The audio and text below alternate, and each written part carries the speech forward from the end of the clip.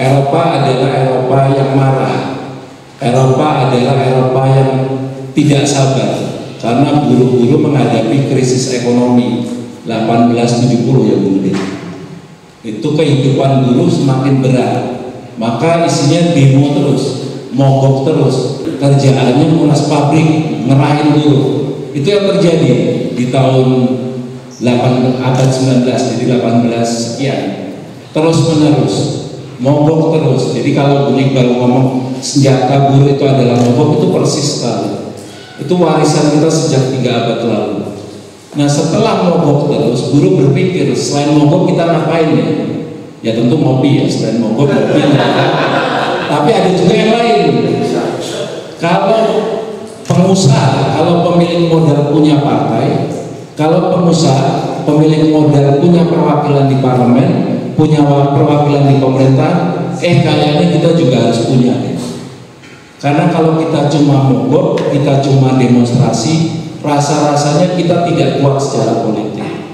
Kesimpulan itu datang oleh orang-orang biasa, orang-orang yang mungkin di abad itu rata-rata masih buta huruf, orang-orang yang pada waktu itu bekerja 12-14 jam sehari sampai Mede datang ya, kita bisa merasakan 8 jam kerja. Datang kesimpulan itu dari orang-orang biasa, nenek moyang kita. Jadi akhirnya berdirilah dalam waktu yang beruntun partai-partai buruh. Partai-partai buruh di zaman itu atau partai-partai kelas pekerja biasanya menamakan dirinya 2, kalau nggak partai buruh, partai sosial demokrasi. Di tahun 1863 lahir partai buruh, partai sosial demokrasi Jerman, SPD. Terus di tahun yang tidak lama 1879 lahir PSOE di Spanyol, Partai Buruh Sosialis dan Kemerdekaan. Di Jerman, di Prancis lahir Partai Pekerja 1880, di Swedia 1887, di Norwegia 1887 lahir Partai Sosial Demokrasi, dan seterusnya sampai di awal abad 20 lahir Labour Party di Inggris tahun 1900. Jadi itu tidak berhenti kelas buruh di Eropa.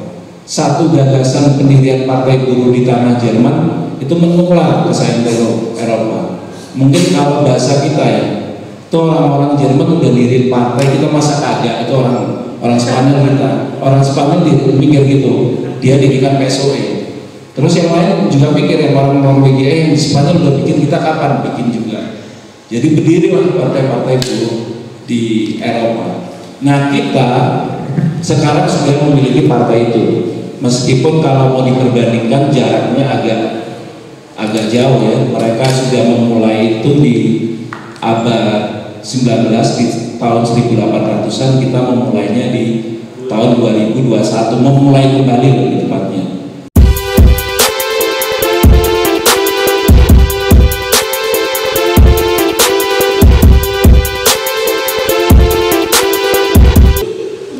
Jadi dari mana sebetulnya gagasan buruh-buruh ini membuat partai? Orang yang kerja berangkat pagi, pulang sore di abad lampau hanya dengan upah yang sedikit, di abad lampau bahkan bekerja 14 sampai 16 jam sehari, tiba-tiba berpikir tentang membangun partai politik. Orang yang kebanyakan dari kita bahkan mungkin tidak menyentuh pendidikan tinggi, tiba-tiba berpikir kita juga harus punya partai politik dong. Itu dari mana? Sebetulnya kalau mau like, share, dan subscribe Bicara Buruh itu hanya penjelasannya.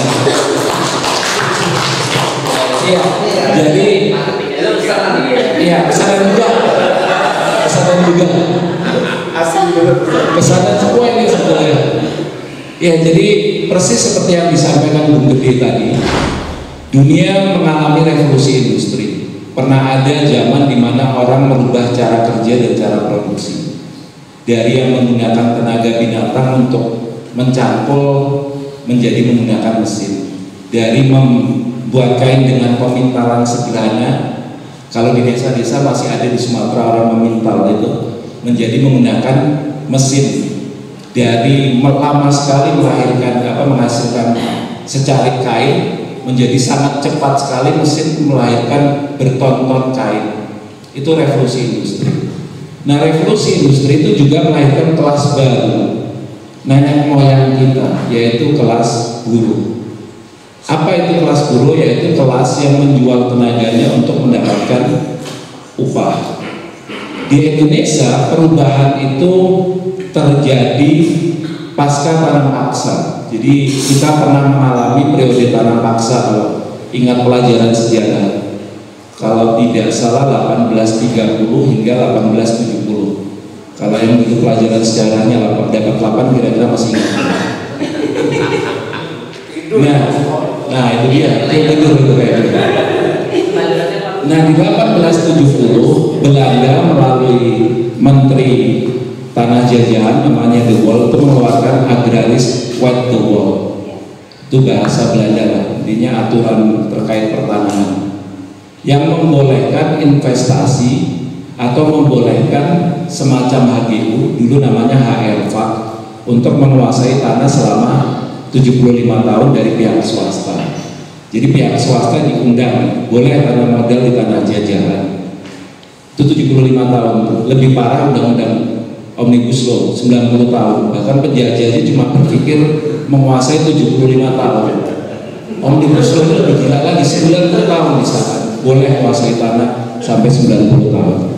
Apa yang terjadi setelah ditetapkannya agraris wet dan lebih-lebih lagi semakin didorongnya politik pintu terbuka, kalau bahasa Belandanya open politik, modal masuk. Kalau modal masuk pasti menciptakan industri, dan ketika industri mulai tumbuh, terutama mula-mula di tanah Jawa, lahirlah nenek moyang kita, yaitu kelas buruh.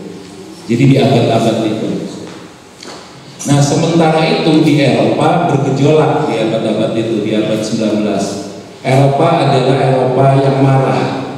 Eropa adalah Eropa yang tidak sabar karena buruh-buruh menghadapi krisis ekonomi 1870 ya Bu. Itu kehidupan buruh semakin berat, maka isinya demo terus, mogok terus. Persis kelakuannya Oji mungkin waktu zaman di Bekasi dulu. Kerjaannya ngulas pabrik, ngerahin dulu. Itu yang terjadi di tahun abad 19, jadi 18 sekian.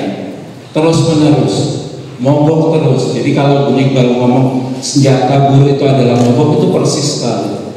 Itu warisan kita sejak 3 abad lalu. Nah setelah mogok terus, buruh berpikir selain mogok kita ngapain ya? Ya tentu ngopi ya, selain mogok ngopi. Tapi ada juga yang lain.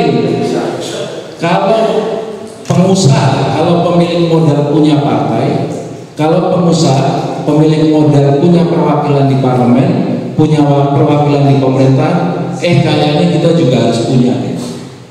Karena kalau kita cuma mogok, kita cuma demonstrasi, rasa-rasanya kita tidak kuat secara politik.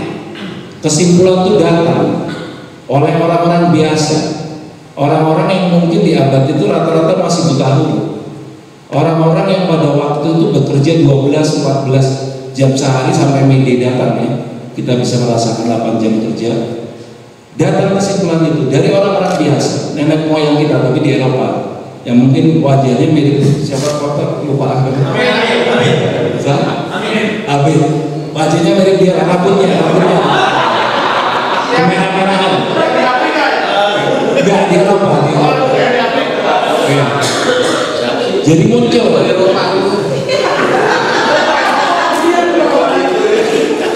kesadaran itu. Jadi akhirnya berdirilah dalam waktu yang beruntun partai-partai buruh. Partai-partai buruh di zaman itu atau partai-partai kelas pekerja biasanya menamakan dirinya 2, kalau nggak partai buruh, partai sosial demokrasi. Di tahun 1863 lahir Partai Buruh, Partai Sosial Demokrasi Jerman, SPD, yang rasa-rasanya Bung Iqbal punya hubungan tertentu dengan SPD. Iya kan, ke Jerman misalnya, dia pernah cerita ke saya. Terus di tahun yang tidak lama 1879 lahir PSOE di Spanyol, Partai Buruh Sosialis dan Kemerdekaan. Di Jerman, di Prancis lahir Partai Pekerja 1880. di Swedia 1887, di Norwegia 1887 lahir Partai Sosial Demokrasi, dan seterusnya sampai di awal abad 20 lahir Labour Party di Inggris tahun 1900. Jadi itu tidak berhenti kelas buruh di Eropa. Satu gagasan pendirian partai buruh di tanah Jerman itu menular ke seantero Eropa. Mungkin kalau bahasa kita ya, itu orang-orang Jerman udah diriin partai, kita masa kagak, itu orang Spanyol kita. Orang Spanyol mikir gitu, dia dirikan PSOE. Terus yang lain juga mikir, yang orang Norwegia yang di Spanyol udah bikin, kita kapan bikin juga.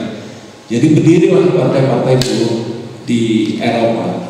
Nah, kita sekarang sudah memiliki partai itu. Meskipun kalau mau diperbandingkan jaraknya agak jauh ya. Mereka sudah memulai itu di abad 19, di tahun 1800-an, kita memulainya di tahun 2021, memulai kembali lebih tepatnya ketika kita berkongres tanggal, masih ada ingat kongres partai buruh nggak? 5 Oktober. Oke, 5 Oktober 2021 itu tanggal bersejarah. Kenapa itu disebut tanggal bersejarah? Saya pribadi terharu ketika hadir di kongres itu. Apa yang mengharukan bagi perasaan saya adalah setelah sekian lama kelas buruh tiba pada kesadaran penting, pada kesimpulan penting. Mereka tidak mau lagi membebek, mereka tidak mau lagi menghambat kepada partai pemilu.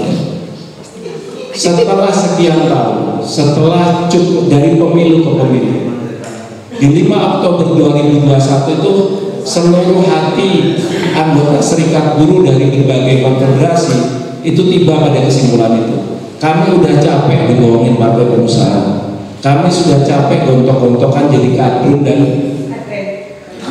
cebong. Toh akhirnya perwakilan kadrun masuk cebong juga. Kita udah capek digitu-gituin, kita udah capek titip calon, toh nanti calon kita sebaik pun obong pun tetap tidak bisa ngapa-ngapain karena dikepung oleh mereka. Orang sebaik pun obong pun nggak bisa ngapa-ngapain. Akhirnya kita berkesimpulan mendirikan partai sendiri.